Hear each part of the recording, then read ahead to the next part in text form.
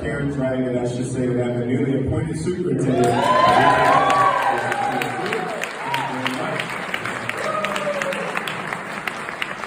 I'm just so honored to be in the role at ETHS. I've had my entire career has been at Evanston Township High School. I was just chatting with the former student, Trevor Treisman, who he's now older than I was when I was his teacher. So that's just wonderful. And it's just nice to be with YJC. Part of the role that I'll be taking as superintendent is really focusing on post-secondary planning and post-secondary work with all of our teenagers. That is a part of our core goals, and we are ready and doing a lot of planning as we take on leadership. So I'll be looking to the Youth Job Center and other community partnering organizations in Evanston and closely in the Chicagoland area to help us with that work. So we've been through a lot in the last 2 years. We've had more than our share of transitions, unexpected surprises, and change. Some good, some bad, some not. But tonight we celebrate an exciting change, celebrating YJC's accomplishment while welcoming the next executive director for the YJC.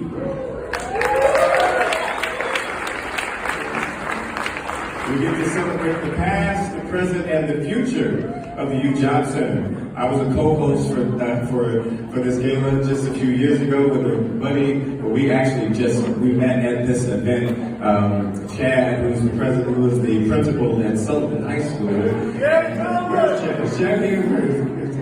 Okay.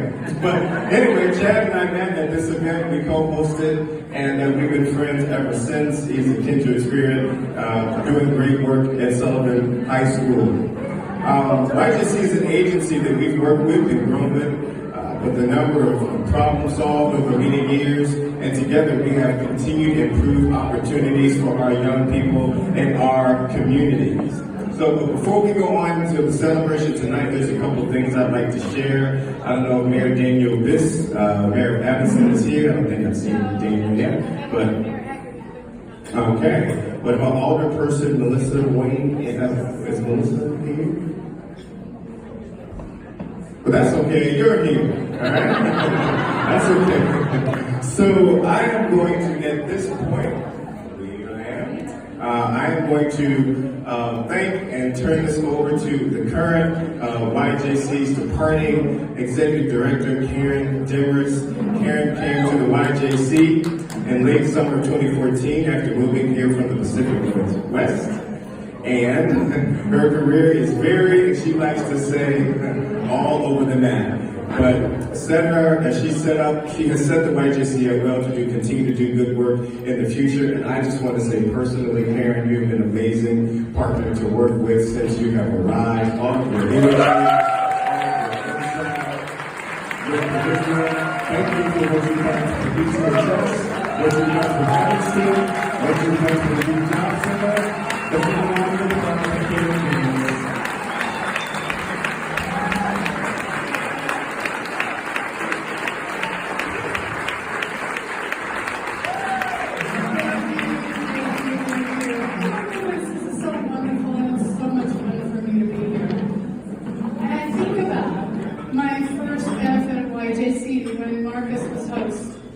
And as I was preparing for it, and I was excited, and I was nervous, and I was a little bit anxious, and I was delighted to be here. And my grandson Barton calls that feeling shaken up soda pop, a phrase he got from a book called Milo Imagines the World. I felt that then, and I feel that a little bit right now. I am so delighted and also saddened to be leading this role. It has been a pleasure and a highlight of my career. And I know that the big part of that is working with all of you in this, and I want to talk a little bit about that. So bear with me. YJC staff, I want everybody to stand.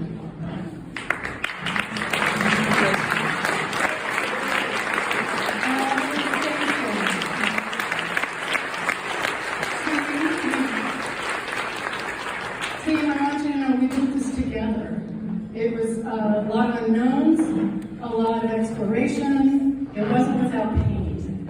And yet we built this beautiful team. We continue to grow and respond to the dynamic needs of the young people we serve. those young people that bring you in here. And that factor is both the joy and the heartache sometimes in the work. Team, I am so grateful to have this time with you. Here's to the amazing YJC team.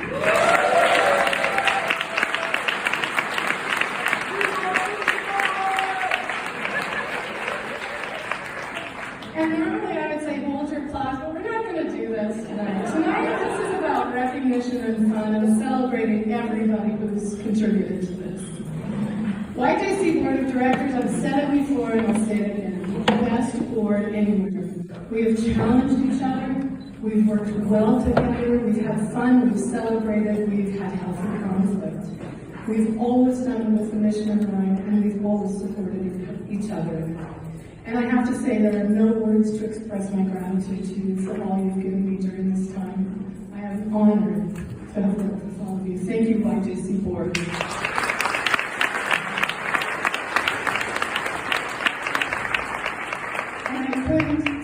Recognizing my predecessors in the room, Ann Jeanette, Cecella Smith. Can you please raise your hands? Can you stand with me?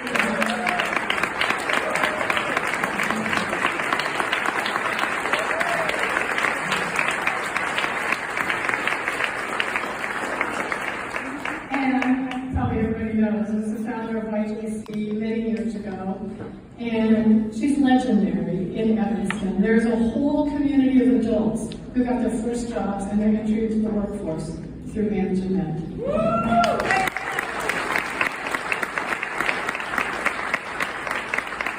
Cecella was the executive director for several years before me and did such an amazing job positioning the agency and me for continued growth and success. I'm so grateful to both of you for all you did, preparing the agency and letting me run with it. Thank you.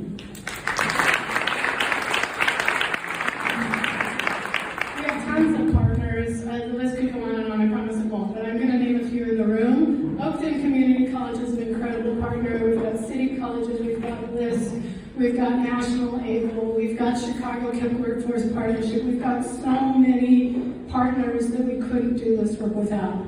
And one of the most critical partners that we work with is actually the young people. We too often leave them out of the partnership. They're the ones that put in the hard work. They're the ones that really put everything on the line to do this work. All of those partnerships are critical to our success.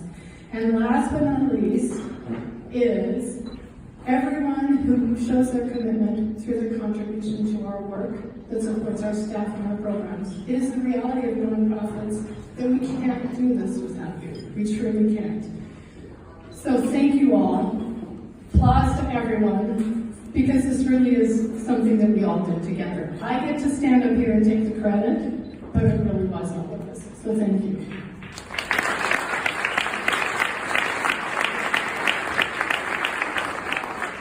Yeah, I have to juggle here for a minute. As I think of the entirety of all that we need, all the people we need in the room to do this work successfully, I think about how important it is that we pay attention to our differences in lived experience, in culture, in strengths, and that we take the time to listen to them. We too often are busy and we miss out on how important that is. And I want to read a quote by Audre Lorde. You do not have to be me in order for us to fight alongside each other. I do not have to be you to recognize that our wars are the same. What we must do is commit ourselves to some future that can include each other and to work toward that future with the particular strengths of our individual identities. And in order for us to do this, we must allow each other our differences at the same time as we recognize our sameness.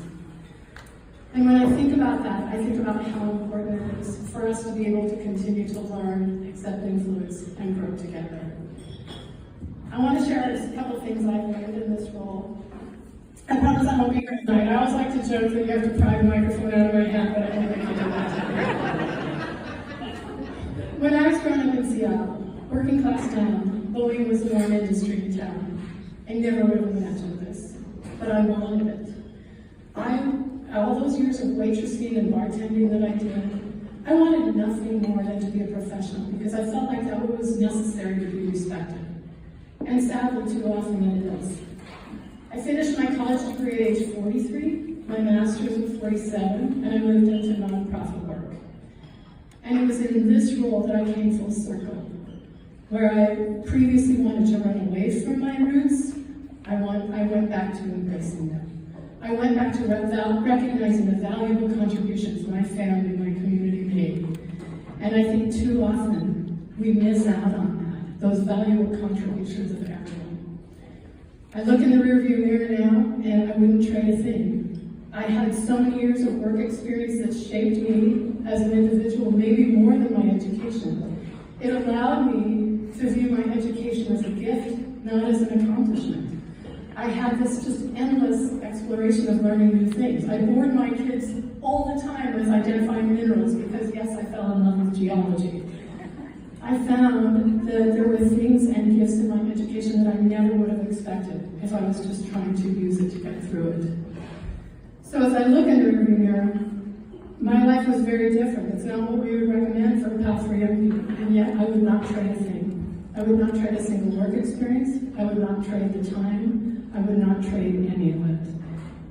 So I think it's really important that we give young people options, that we allow them to choose what they need, and that we let them be honored for their many, varied, and incredible gifts to our society.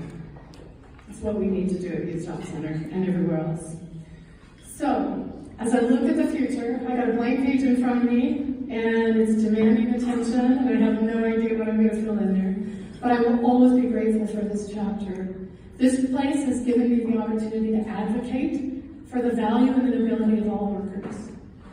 To look at building respect for those people who are sometimes not visible and yet so essential. And to recognize every young person's potential, even in our inequitable system.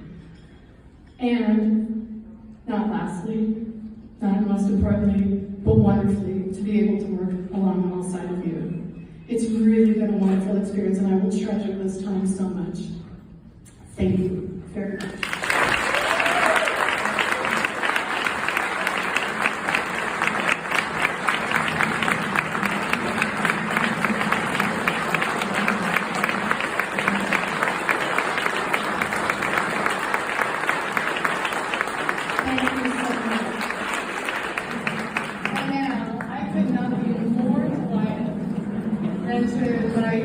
The next executive director of the Youth Job Center up to the stage.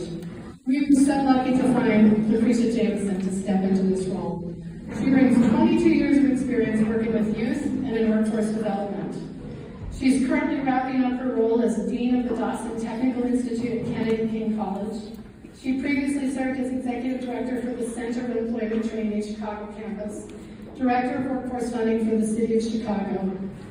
She owns an MBA from DeVry University Keller Graduate School of Management, a Bachelor of Applied Science from Northern Illinois University, and has a Customer Experience Management certification from DeVry University's Keller School of Management. She is awesome, warm. I'm already crazy about her. Please help me welcome Lucretia Jameson.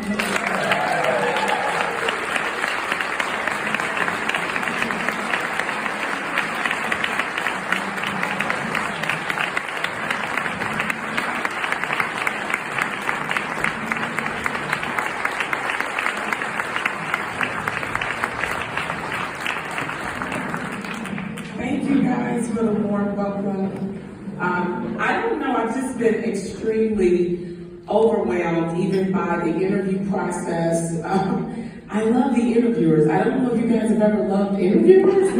Who loves the interviewers? And this has been a very weird process, okay? I met the staff today, and how did you have feelings about the staff you just met? So this is a very interesting process, and I am extremely grateful and thankful for the welcomes that I've received over the last 2 weeks, the openness with the board, the support. It's just an amazing situation that you all have here. You know, even to have your founder sitting there, still in support of the program and still, you know, rooting the program on is just an awesome opportunity. And I think we need to give her another round of applause for the work that she's done. I'm definitely, I want to so it just happened again. But I bring, like 22 years of workforce experience, and I love young people. I'm from the Inglewood community in Chicago, born and raised in Chicago, where I see poverty every day. And I seen young people struggle. And even though I was on a path of going to college, I had to look at my friends, and I left so many of them behind where they didn't have a plan after we left high school or even primary school. And so I really was in a situation where I've always felt that I needed to give back to them. My mom, I'm gonna tell you this, my mother, she worked campaigns for Harold Washington. I know, right? I was 6 years old when they were doing these campaigns, and I was pretty upset because I'm like, we are literally marking people who have not voted, and we are young people, and I found out later there's policies about that, but I'm not gonna talk about it right now. But we were marking who's registered to vote. We're going door to door. We're trying to figure out how to make a better Chicago. I really didn't get it until I was in those campaign speeches and actually was able to see him and see what he was trying to do. And my mother always asked us, just bear with us, just bear with us. And we're gonna get you guys through this. But we were working and we were understanding at a very young age the amount of effort it takes to make change. And I appreciate that with people who are grassroots people. And I promised myself, this is not a path, which I told the board, this is not a path that I ran into or fell into because something did not happen. I chose the community work, and I chose to do what I'm doing today. I feel good about helping a young person, discover what's good, discover what's not them, discover their pathway. I'm dedicated to understanding how we can create a new narrative behind career pathways. And I think that we've been so dedicated to saying go to college, there are young people who have no idea what's out there that's outside of the college classroom. I ask you all to keep riding with me on this mission. To understand that I'm dedicated to the mission. I understand nonprofit. I've worked for Junior Achievement for a long time. There was a lot of special events and a lot of golf outings and a lot of auctions with making sure everybody was spirited before the auction started in order to make the money, in order to support the programs. So we've done a lot. I can tell you that I always get in good trouble, no bad trouble.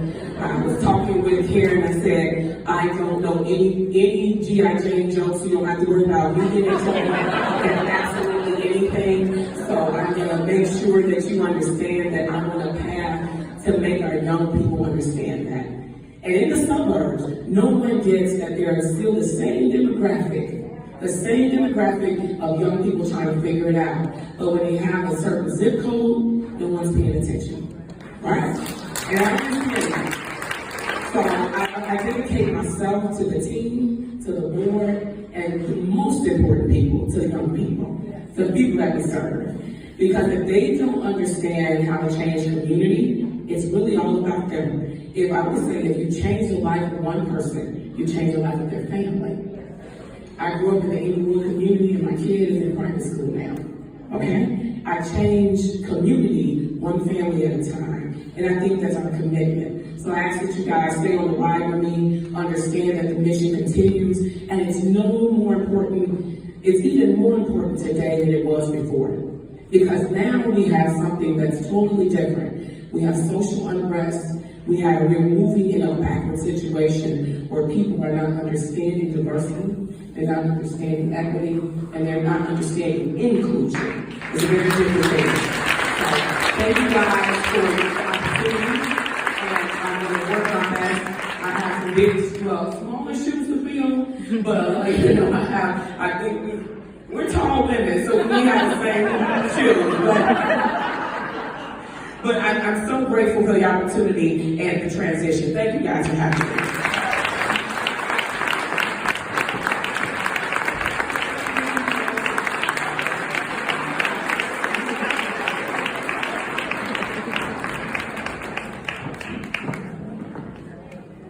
Oh dear.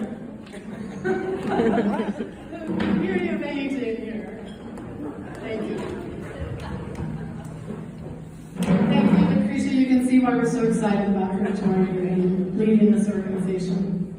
We're also really lucky tonight to have with us the incredibly busy and sought-after Karen Norrington Reeves. For the last decade, Karen was the founder and CEO of the Chicago Cook Workforce Partnership, which is what we would call regionally the Workforce Board, but she has built it into an absolute powerhouse. She's transformed that agency into the nation's most extensive and effectively publicly funded workforce development system, quadrupled the budget, and led investment of $500 million into our region for job training, placement, and business development. She began her professional career as an educator in Compton, California in the 90s, during the era of civil unrest as a result of the Rodney King trial. It was an entry point that helped her see the need to give voice, advocate, and provide fair opportunities. Throughout her career, Karen fought for youth and families as a litigator, advocate, nonprofit leader, adjunct law professor, working in the fields of mental health law, community and workforce development, education, and public utility consumer protection. Karen recently left that position to put her hat in the ring to represent Congressional District Number 1, which, stay tuned, super excited to hear the results of that. I was recently in a meeting asked to describe Karen in one word. My word for Karen, unstoppable. Please help me welcome Karen Norrington Reeves, an unstoppable person.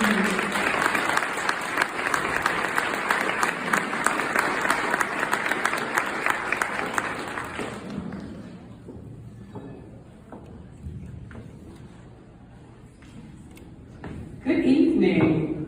I need to take you around with me. That was lovely. I'm Karen Norrington Reeves, and part of what Karen asked me to be here today is to talk a little bit about the journey that YJC has taken. So when I first went to YJC, Cicella was the ED, and I pulled up to this scrappy little house. And that I had passed a million times because I went to Northwestern as an undergrad, so I'd certainly been past it, but never knew what was going on inside. And so I came as the new head at that time at the President's Office of Employment Training in Cook County to visit all of the different programs that we were funding through the Workforce Investment Act at the time. And I was blown away by the services that were being offered, by the way in which the staff was engaging with the young people, and by Cicella's leadership. And then I got to meet the board members, and then the years went on, and it evolved from the Youth Job Center of Evanston to YJC, because they spread out and started sprinkling all of that good work across Cook County. And we were happy to fund it, to help support that growth. And when I think about the future at work, it's going to require all of us to really do exactly what Lucretia was talking about and what Karen mentioned, to let our young people know that there are many paths forward, but you gotta keep moving forward. You can't step to the side, you can't go back, you gotta go forward. And there's many different ways to get to whatever the goal is. I met a young man who was doing a workforce development program. Father Flager, as you all know, on the South Side, had done altar call. He had 100 young men come down to the altar saying, I want to change my life. And so we set up a program with them. And I went to meet them, just walking through, shaking hands. And I asked the young man, what are you doing here today? He said, I just want a job. And I said, just a job? He's like, yeah, just a job. I said, you want to do anything? He goes, yeah, just anything. I just want anything. I said, do you want to shovel crack? And he goes, no. I said, well, then you don't just want a job. I said, you want to do something that brings you joy. I said, so tell me what you're good at. And he froze. Stopped. Dead silent for at least 45 seconds. And I let him sit in the discomfort of that silence for a moment. And he said, no one's ever asked me that. And so I think about our young people, that will stay with me forever. Because we use a lot of directive language in our kids. Go here, do this, sit down, stop that. But when do we say, who are you? What do you want to do? Who do you want to be? What are you good at? And then teach them how to take those skills and monetize them, because that's really what we're talking about. How do you take the things that you're passionate about, that you're good at, monetize them, and turn that into a life fulfilled, a life of joy, a life where you are giving out and getting back? That's what this is all about. That's what all of this work is about.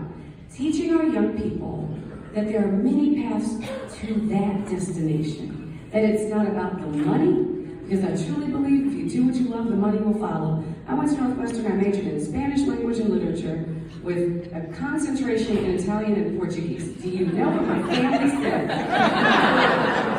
They called my mother and said, that girl's gonna be broke all her life. Don't let that baby do that. And then my mother said, my daughter can do and be anything she sets her mind to. Don't leave her alone. And I make more than I love. But anyway. Because it's not about the money, it's about doing what you love and knowing that the rest of the universe will rise up to meet you where you are. And so I say kudos to Karen and to Anne and to Cicella and Lucretia, where are you? I'm going to congratulate you in advance because you are going to take it to the next level.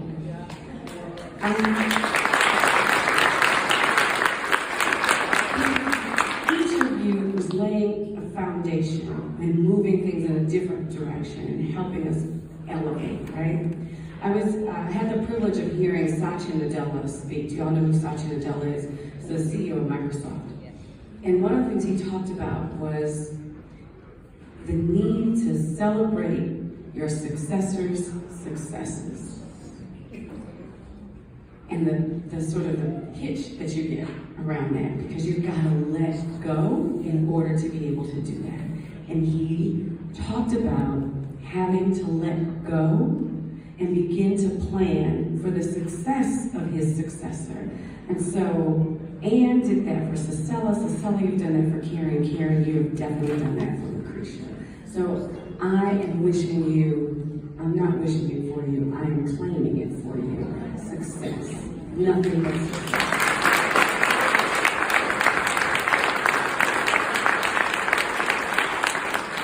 And then finally, I want to say to all of the folks who do this really incredibly hard work, the work of helping someone find out who they are and claim their destiny is not sexy. It's usually not very well compensated either. It's also under-acknowledged. Your hard work often goes unrecognized. And as a former teacher, what I know is it's years later when those young people come back and tell you about their success and tell you about that thing that they did that they were afraid to do, but you encouraged them to do it anyway, and tell you about that new life they've built for themselves. That is where the reward lies. And so what I wish for all of you are many days like that, where the kids return and share with you their accomplishments, where you know that your energy was well spent. All the best to all of you. Thank you.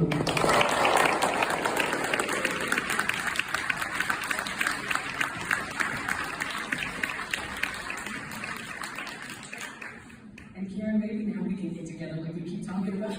Like we have been talking about for years, I think. Okay, and now one of the reasons we're all here, and actually the whole reason we're here, is for young people. And I'm going to invite Kimberly Griffin up to the stage. An incredible young person who is forging new territory and finding her power in ways that I don't know if she could even imagine before. And we are so lucky to work with her and have this opportunity. Here we are.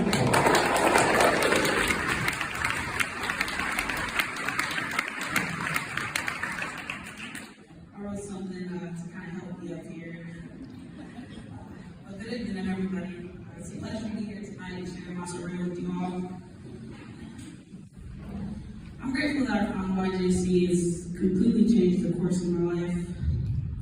Starting off, my name is Kimberly Griffin, and I was born on the south side of Chicago, but I was raised in the south suburbs. Many resources and opportunities just weren't available for me growing up, and it made it kind of hard for me to excel. On top of that, I was also raised in a single parent household, where most of our support came from government assistance and a single income from just my mom. It was hard for my mom to support us, me and my brother, while she was still learning to navigate the world herself as a young adult. Little did I know this was just the beginning of my battle. Growing up wasn't really easy for me, but I knew I wanted to change the course of my life, be an example for my family and my friends. From a young age, I really did love to learn, but it was hard for me staying focused in school and navigating certain circumstances. I'm gonna just kind of speak, because it's kind of hard to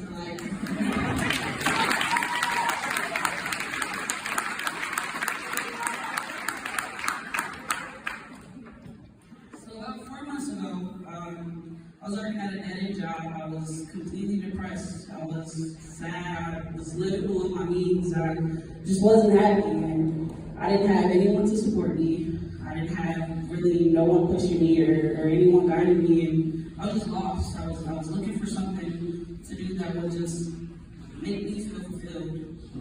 So I was up all night. I was working maybe 4 p.m. to 4 a.m. at a warehouse, and I would get home. I would spend about 2 to 3 hours on Google searching for programs, and everything cost like crazy money that I didn't have, where it was just hard to just get in contact with people and just do it on my own. So one night I came across YJC, and I decided, like, okay, I'm just gonna give them a call in the morning, and I'm gonna see where this takes me.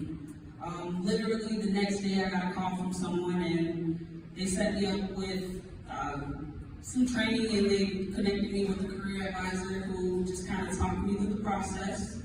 And from there, it was just all gas. There was no brakes from there.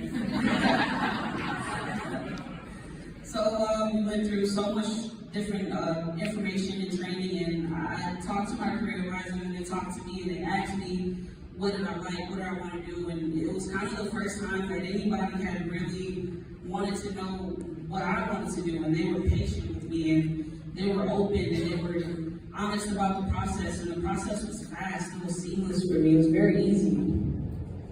So I told them that I was interested in technology. You know, I told them I really like technology, but I don't know what to do, where to go, or how to break into that field. Through just a few weeks of training, I was connected to a coding boot camp. It was about 3 months long. Finished up in March. It was very hard. It was probably one of the most challenging things I've ever had to do in my life. But I stuck it through. I got ready for work. I stuck it through, and after finishing up, I was connected to a paid work internship with YJC.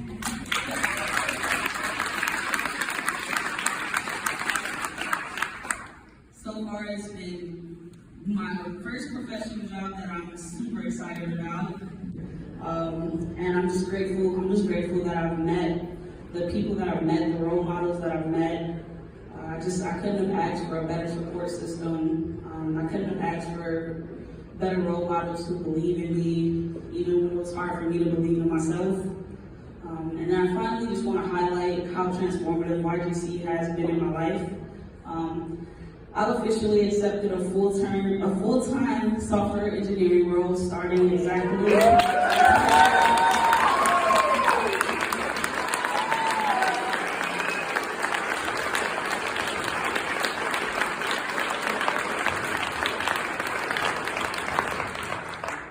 I've accepted a full-time position as a software engineer starting after my internship, and I don't think any of this would have been possible without the guidance of everybody at YJC. So I just want to say thank you.